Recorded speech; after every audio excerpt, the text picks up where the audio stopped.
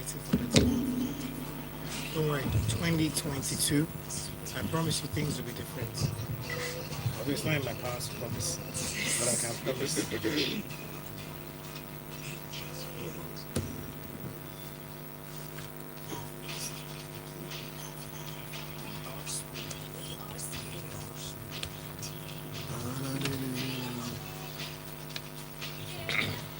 Let's take the first one. Let's take the first one. Yes.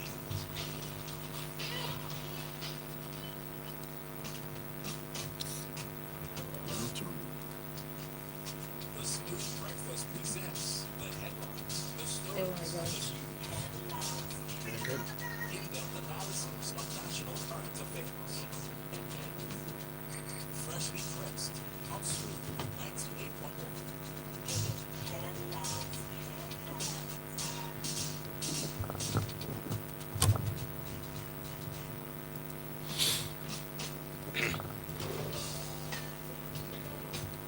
You ready? Yes.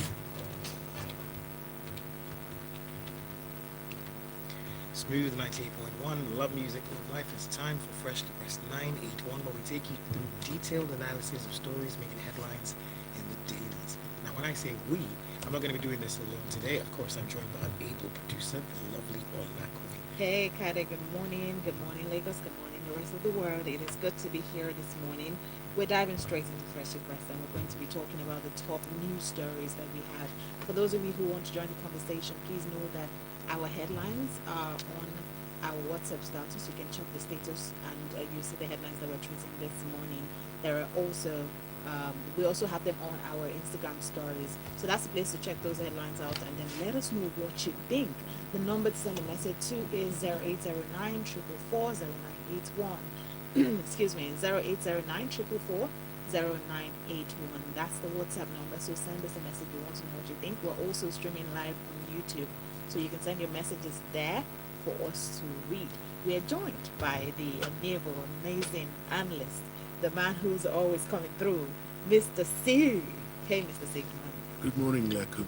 Good Morning, morning, Mr. C. Kayode. Good morning, Lagos, and Merry Christmas in advance. Merry Christmas. Okay, it is good to have you here. Let's just get into the stories, shall we? The first story for this morning from Guardian: businesses grounded, movement restricted over fear of forceful takeover in Magodo. We all know the story, Mr. C. It was everywhere on social media yesterday, and basically, let's just put a little bit of context to this. Residents at Magodo, that's a lot of us are aware of Magodo, that's the eyebrow settlement area in Lagos State. Residents, well, they actually locked the gates of the estates of the estate yesterday to prevent any forceful invasion of their properties following moves by Shangisha Landlords Association to execute Supreme Court judgment, which was said to have mandated the Lagos State government to give back 549 plots of land to the original owners of the area before the acquisition 38 years ago. Mr. C, please tell us about this.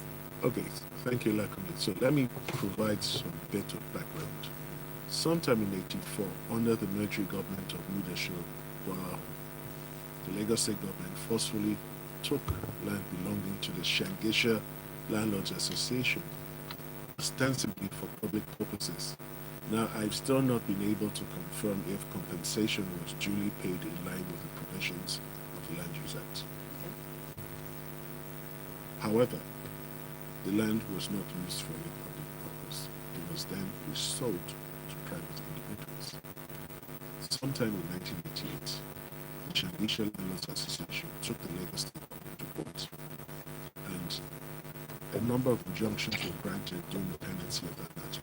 Okay. And one of them was for both parties to maintain the status quo pending the final determination of the suit.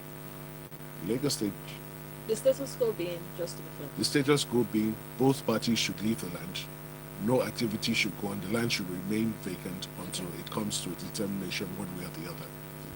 The Lagos State High Court finally gets its judgment and orders the Lagos State government to give the Shangisha Landlords Association 549 plots. Now here's where the problem started. The 549 plots were never identified, there was no survey, So the actual location of these plots was not stated anywhere. So it just said give them 549 plots. Naturally, the Lagos State government appealed, and part of the appeal was that the matter was heard during the Christmas period. But the court said no, that it was right for the court to have sat during Christmas period, given the urgency of the matter. Long story short, Lagos State government's appeal was dismissed.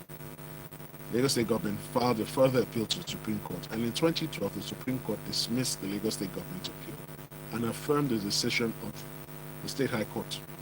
Since 2012, there have been attempts by the Shangisha Landlords Association since then to enforce a judgment, but they haven't met with any success. Last year, a stunt similar to this was pulled. It didn't work. So they came to the estate. Now, when you come to enforce a judgment, okay, I'll take this and I'll go back. So when you come to enforce a judgment, you must have obtained a writ of possession from the High Court, Yes. which legally authorizes you to To be able to effect access the that judgment. order. And you are accompanied by bailiffs of the State High Court in their official uniforms, backed up by security agents. Now, the Lagos State High Court judgment was declaratory. Now, in law, you cannot enforce a declaratory judgment. So let me give you an example. Takes Lakumi's bag, right? Lakumi goes to court for a declaration that the bag with Kayode is her bag. Yeah. The court grants the order, but Lakumi forgets to ask for an ancillary order that once you declare it's my bag, I should be able to. give me an order authorizing me to collect it. Yes. So if Lakumi stops at the declaration, the court says yes, it's her bag, but Lakumi cannot go to Kayode to collect the bag. So it's where we are. 1,000 young men were brought in with policemen to enforce this order. And when they were challenged at the gates of the estate and asked for a copy of the judgment, they were relying on all the documentation. All they were showing was a press release. We keep trying to understand. Were they trying to evict the people there? No, Because so that's they another- came with bulldozers. Bulldozers. They wanted to destroy properties. Now, I'm disappointed once again with the Nigerian police force, because you have an entire legal section manned by competent lawyers who are also police officers. Yeah. When they came up with this stunt, was it referred to the legal section? What were their comments? What was their advice? Now, beyond that, I had said earlier, the 549 plots are not identified anywhere. But guess what? The Lagos State government had given 300 members of this Shangisha Landlords Association alternative plots in Ibejulekri and Badagry, and they had accepted them. Because my understanding of the judgment is the Lagos State government will give you 549 plots, but they can be anywhere within the state. Now, to enforce this sort of judgment against anybody in Magodo, and I have to make this very clear, the Shangisha Landlords Association have to go back to court and say, okay, number 1A Kayode Baker Street, Magodo Estate, we need an order against the occupant of that house so that 1A becomes part of the plot we're looking for. Okay. So you can't go to anyone's house on the strength or on the back of a declaratory judgment. So- it simply doesn't work. So this what you just said now is the way forward for them to go back to court. No, I haven't even gotten to the way forward. Okay. So the truth of the matter is the Lagos State government is responsible for this whole fiasco. Yeah. And previous commissioners for justice, Ade Paye and Mr. Femi Pedro Essien, no, not Femi, Lawal Pedro Essien, have been unable to resolve this quagmire. The Lagos State government has to sit down with both the Shangisha Landlords Association and the Magodo Residents Association with a view to resolving it. And I say this because members of the Magodo Residents Association bought these properties from the government and were issued certificates of occupancy. Now, under the Land Use Act, all land is vested in the state, Yes. and the governor acts as its trustee. So if I am buying from the government direct, why would I need to go and check whether the title is valid? Who am I going to check it from? So they've created this problem and they have to fix it. Ordinarily, the way to have gone would be for the Magodo Residents Association to ratify the titles, assuming the judgment was even one that could be executed. But like I said earlier, it's a declaratory judgment.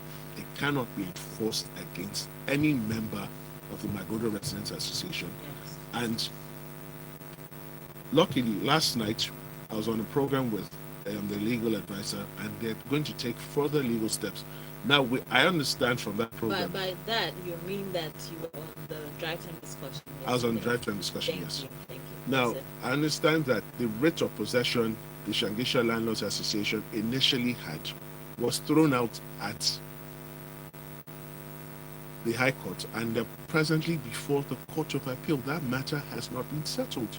So this is just a stunt to just cause hardship to Yes. innocent Nigerians. Okay. And the police should be advised that rather than take sides or act prematurely, get sound legal advice. Thank you very much, Mr. C. Don't forget, guys, if you want to be a part of our talk, Yes, send you your can send your messages. messages to 009444981. You can also send your messages to YouTube because we're streaming live on YouTube. For our next story from the Vanguard newspaper, this one says Lagos requires 99 billion to kit 33,000 police officers, says the LSSTF boss. Now, used to kit these police officers who were not stated. So where do we go from here? Okay, thank you, Kanye. Actually, if you scroll further down, they try to proffer some sort of explanation. So, the Lagos State Governor was speaking at the 15th Lagos State Security Fund annual town hall meeting. Now, the first problem I have with all of this, the Nigerian police force, as presently constituted, is a federal body. Now, why would the state government take on the onerous responsibility of kitting them? Now, the answer is simple. The government is being proactive because they're trying to take Lagos into the 21st century, trying to make it a modern global city, and they cannot wait for the federal government to come to terms with its responsibilities. Now, 3 million to kit one policeman it's a bit ridiculous. I'm going to be honest with you, because I'm going to state what they say they're going to use it for. For uniforms, they didn't say how many. Tasers, tactical gear, that is the light, the knife, you have a jacket, you have a belt, you have the gloves, you have the shoulder, ankle and boots, shoulder pads, ankle pads, boot pads, you have your bulletproof vest, you have your ballistic helmet, you have your tear gas, push-to-talk and cellular communication equipment, rain gear, blah, blah, blah. Excuse me. First of all, not every policeman requires this. That's the starting point. Because you have policemen who are at the police station. They're not going out, so why do they need tactical gear? Now, even then, our army uses tactical gear because how much did it cost? How much does it cost to kill the average soldier? So, someone has gotten the figures wrong, or someone has inflated the figures. But even in the current financial times we find ourselves in, 3 million just to kit an officer won't fly. But there are some other pieces of good news that came at this town hall meeting. In the past 1 year, apparently there's been no bank robbery in Lagos. That's brilliant. And the governor harped on the need to invest in technology, drones, and other non-lethal weaponry to ensure that they have a head start on intelligence gathering and prevention of crimes. He also spoke about bullying of children in schools and how the government plans to take steps to curb that. But the headline of the story, 3 million for police officer, simply doesn't make sense. And then what happens, is this going to be duplicated in the federal budget? What arrangements has the Nigeria Police Force made or will make to kit its own officers? And then finally, is this not a strong argument for state police? If the owners of the police force cannot do the needful. Yeah. Okay, that's something to think about. Please remember that you can send us messages. If you're finding it difficult to actually send us a message on WhatsApp, please do us a favor and send your message via YouTube. It looks like the WhatsApp is a bit down at the moment, so please, we're receiving messages on YouTube, and we have one right here. Baba Femi says, thank you for the knowledge. She says, well done, guys. Thank you for the exchange of knowledge on this program. And he gives kudos to Mr. C. Moving on to the next story. We're helpless over Army's inability to target bandits location. That's El Rufai, Kaduna State Governor, lamenting. El Rufai spoke to some journalists, and he's specifically talking following 40 people being killed in Kaduna. You already know that recently there was a killing. Yesterday we had a news on killings in Kaduna. This morning there are news updates. There are news updates of about 70 traders being killed in Kaduna. What do you have to say about this? Okay, so first of all, once again, our deepest sincere thoughts go out to the families of those who lost their loved ones in these attacks. And we cannot continue to re-emphasize the fact that these attacks are violent, they're unjust, or wicked, and need to stop. Now, beyond all of this, what is the value of a Nigerian life? Because I think this is where we're heading to, or where we've been heading to for a long time. Yeah. Because it seems we become numb to killings. It's today, okay, they've killed X number of people, they've killed the Y number of people. Now, the state governor El Rufai says the army is helpless. The army is unable to target the bandits' location. But he then goes on to say, we know who the bandits are, we know where they are, we know what their activities are. So the bigger question is, if you know who the bandits are, you know where they're located, you know about their activities, why are you unable to take them out? Is he quoted in this article? Yes, okay. He says No. So yes, let me bandits, read. On the availability of intelligence to trail the bandits, he said, and I quote, yes, we received security reports. We know a lot about the bandits, where they are, and their activities. So if you have all of this information, what is the difficulty? What is the challenge in going there? It would be a different thing if you didn't know where they were. Yes. But according to... so here's the thing. The governor himself would not be able to place the... No, I'm speaking now to the army. He's saying, yeah, exactly. I'm speaking to the army. So the army... inability of the army. So, through the governor, through the Kaduna State governor, you have all this information.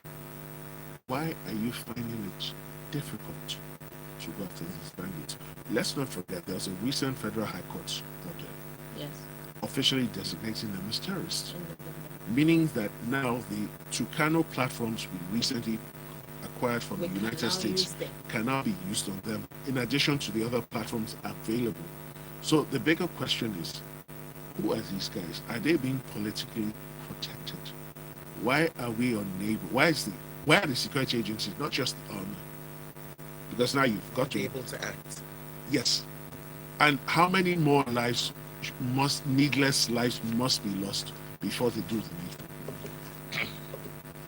So at the end of the day, it boils down to, we as Nigerians collectively have to now decide what is the value of a Nigerian life. In any other country where there were repeated killings in this order, of this magnitude, a lot of political office holders, public office holders, would have lost their jobs. Some might even end up in prison.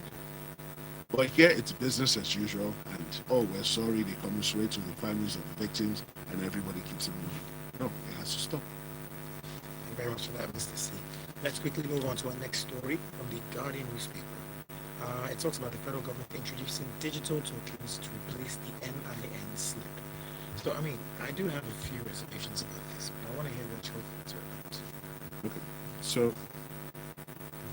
the federal government has decided to introduce digital tokens to replace the aging NIN slip and the polycarbonate card.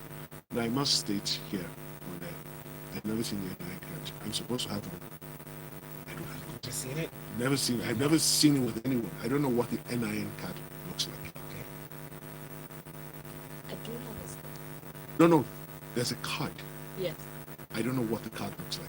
I've never seen it. Is it a card or a slip? No, there's a slip. There's a the slip slip and then there's a comes card. before the card. You're supposed to get a card. Oh, yeah, okay. With it. You're right. Now that you mention it, I also haven't seen the card. I've seen various slips now. Okay, so anyways, this implementation is supposed to start on the 1st of January 2022.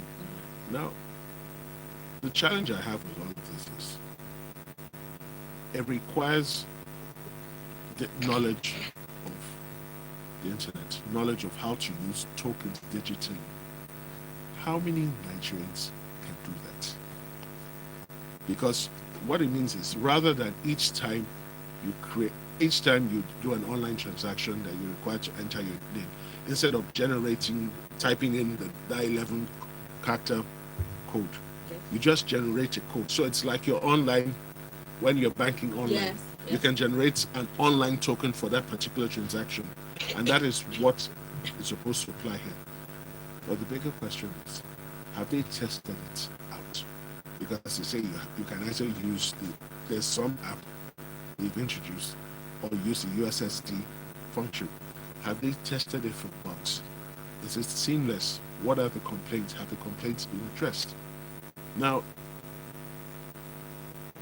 we don't need anyone to tell us that a large number of Nigeria's population is not digitally savvy. Yes, we have the young people from 18 to 35 who are very active, who are very knowledgeable about the digital space. But you also have people who are not so knowledgeable. And if you want to drive this, you have to sensitize the people. Now look, today is what, the 23rd? And you're bringing out this news now for something that's supposed to start on the 1st of January. And we all saw how long it has taken us to comply with linking our SIMs with our NIN numbers. Yes. That process is still ongoing. And now we're moving on to more digital. Yes, so Digitalization is a good thing. No, Are we ready for it? it is a good thing. So my concerns are, have you sorted out all the bugs? Remember when the e-naira was launched? Yes. People tried to buy it, and there were all sorts of issues that it had to be pulled from the Play Store and Google App Store. So I think we just need to ensure that we're ready for some of these problems. Correct. They're positive, they're progressive. I agree. But we have to prepare ourselves for Yes. it. Moving on to the next story. Government unveils 5-year blueprint to refocus the economy. And this is basically the federal government yesterday launched the National Development Plan 2021 to 2025 at the State House. Now, there's a Vanguard. I'm actually going to touch on the Vanguard report. Vanguard report talks on how Nigeria needs an investment size of 348.1 trillion naira to achieve the target set out in the National Development Plan. This particular plan that we're referring to. You think that we can make this work? So it's doable, like, Okay. but certain things have to be put in place first. Now, the National Development Plan is 2021 to 2025. It's a successor plan to both the Economic Recovery and Growth Plan 2017 to 2020 and the Vision 2020 plan, respectively. Now, this plan is supposed to concentrate primarily on increasing our infrastructure, increasing economic stability, improving social indicators and living conditions for Nigerians. And like you said, we need about 348.1 trillion naira. Now, a lot of that money, or some portion of that money, will have to come in through foreign direct investment. Now, for that to happen, a number of things have to happen. You have to improve the security situation. Okay. That goes without saying. Now, two, you need to streamline your forex window. You can't have the discrepancy between the official rate and the black market rate will continue to provide incentives for arbitrage and round tripping. So you need to sort that out, because you can't tell an investor, bring in your dollars, I'm going to give you 410 to the naira, when that investor knows, no, if I were to go to the black market, I'm getting at least 565, 570. What's the way forward in adjusting that? So the way forward is we have to devalue the naira to meet the real and true value. And it's a bitter pill it's a bullet we have to bite sooner or later. Because for as long as we continue to delay, we will have difficulties attracting foreign investment. In addition, we're still on the matter of foreign investment. The difficulty encountered by foreign direct investors and foreign portfolio investors in repatriating the forex out of the country has to be sorted out. Because no one is going to bring in foreign exchange into this country if there's going to be a difficulty taking it out. Now, your legal landscape has to be a bit more certain. Legal cases have to be decided with a bit more speed and a bit more certainty. Yes. A situation where cases drag on forever simply doesn't help. Take the Magodo story we took earlier. Yes. The matter started in 88. The Supreme Court only gave a decision in 2012. Please, for the love of everything good, why? That could have been resolved a lot earlier. And investors don't want to come into a country also where the regulatory landscape is uncertain. You wake up one day and then your investments goes up in smoke. Take Gokada and Max. Sudden change of policy and they were almost left stranded. Notwithstanding the fact that they had to raise funding from investors on a particular model which had now been outlawed by the government. So if they didn't pivot into delivery services, one shudders to think what would have happened. So yes, it's doable, but a lot of things have to be Well, sorted. there have been a number of policies that have come up in the same time that you find that experts have said So, okay, so promote the economy. how effective have these policies been? The Economic Recovery and Growth Plan and the 2020 plan. I would like to hear from the government its own assessment of the successes or failures of those plans. Okay, that's good. That's a good one. We're actually going to see if we can do a special next week. We are going to do a special next week, but we're just going to dive into this conversation to know how the economy has done this year and what to expect next year. So do join us. It's going to be interesting next week. All right, let's move on to the next story. Over 1,000 cargoes trapped at Lagos port as servers records downtime. Mr. Steve. This is just ridiculous. It's just ridiculous. Tell us why. Now, there's the Nigerian Customs Service uses a central server to clear goods at the Lagos port. The server has been down since Monday, Yes. right? And as a result, agents have been unable to clear the goods. Now, if one of the effects of not being able to clear your goods is that you're likely to run into damage. So you punish them for your inefficiency by not having the server up. And then when it's down and you don't fix it on time, they now pay demurrage. How? Now, I understand this is not the first time the server has broken down. Yes. So it speaks to a larger problem. The provider of the service, that's the provider knows what it is doing. Why is the provider not ensuring there's a backup server? Please, for the love of heaven, this is not And what's the rocket science. compensation when something like that happens? Yes. So I don't know what agreements they signed with Nigerian Customs Service. I don't know what the stopgaps that were put in place are. Yeah. Because I don't want to believe you have only one server and there's no backup. That makes no sense. The proper conventional practice is you have a main server and you have a backup server that can come online if the main server is down. So a server being down and that's that, no. What penalties will this provider pay? We would like to know. So it's not something they should sweep under the carpet, but sadly, it will be swept under the carpet. Says Mr. Steve. Let's hope that something will be done about it. Quick one, let's take a minute for you to respond to this. FG releases 621.24 billion naira for rehabilitation of 21 critical roads. And this sum of money was handed over by the National Petroleum Company. Okay, so this is a brilliant move. Remember the tax relief scheme started, and I think the first beneficiary, if I'm not mistaken, was the Dangote Group. Yes. They got tax credits to fix the Obajana Kaba road and then the Apapa road, and they use cement. So the way the policy works is the company comes up, elects to take over a road, sponsor the construction, rehabilitation, whatever needs to be done, and then that amount is booked as tax credit against its tax liabilities of the government, Yes. which is brilliant. Now, Very the NNPC has come forward and has advanced a sum of 621 or 24 billion to finance the rehabilitation of 21 major roads in the country, and they'll get tax relief for that. That is brilliant because right now the country is facing a severe cash crunch, and nothing can be done. But it's a good step, and they're encouraging other companies in the telecoms and other spaces to also take up the offer. Okay, thank you so much, Mr. C. You can catch Mr. C on social media. Continue the conversation right there on social media. He is at Monsieur CEE. That's triple E, right? Also, we apologize for not taking your messages. We're actually going to take your messages during Lagos Talks. So please call us at 810.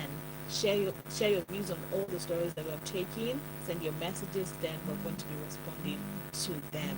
Thank you for joining Fresh Press. This is the end of Fresh Press now, but we're moving straight at 8:10. Lagos Talks 9 o'clock.